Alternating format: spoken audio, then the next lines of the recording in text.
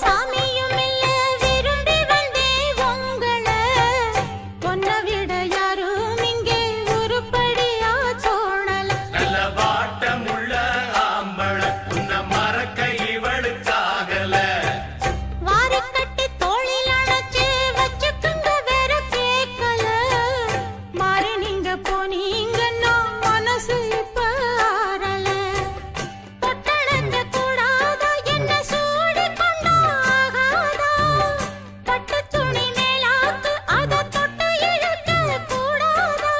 உள்ளதையெல்லாம் சொல்லி முடிச்சேன் நல்ல முடிவு சொல்லுங்க மச்சான் இன்னமும் சொல்லணுமா